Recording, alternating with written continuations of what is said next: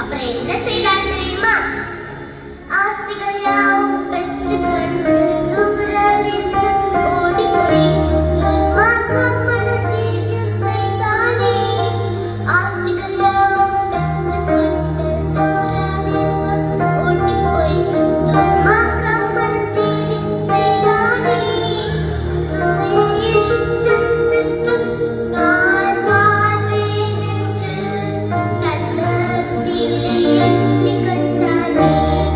சுய இஷ்டத்திற்கு நான் வாழ்வேன் என்று தன்னகத்திலே எண்ணிக் கொண்டானே. தவறான பழக்கம் போதைக்கு அடிமைப்பட்டு வீணாய் செல்வ செய்தானே. உதயத்தினுமாய் அழைத்து பணத்தை எல்லாம் இழந்து தன் ஆஸ்திகள் யாவும் வைத்துக் கொண்டானே. தவறான பழக்கம் போதைக்கு அடிமைப்படுத்தி வீணாய் செலவு செய்தானே. உதயத்தினுமாய் அழைத்து பணத்தை எல்லாம் இழந்து தன் ஆஸ்திகள் யாவும் வைத்துக் கொண்டானே. தேசத்தின் பஞ்சத்தாலே அவன் துன்பப்பட்டு காசில்லாத அலைந்தானே. தேசத்தின் பஞ்சத்தாலே அவன் துன்பப்பட்டு காசில்லாத அலைந்தானே. ஆஸ்திகள் யாவும் பெற்றுக்கொண்டு தூரதேசம் ஓடிப்போய் துன்மார்க்கம் மனஜீவியம் செய்தானே.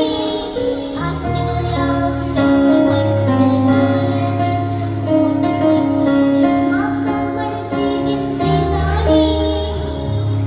இப்படியாக தன் ஆஸ்தியெல்லாம் அழித்து உதாசீனமாய் வாழும் பணத்தையெல்லாம் இழக்க தான் நம்பின நண்பர்கள் மூலமாக எல்லாம் நினைந்தவனாக தன்னைத்தனியாக உணவின்றி உறங்க இடமெல்லாம் பசி வாட்டி வலிக்க என்ன செய்தான் தெரியுமா?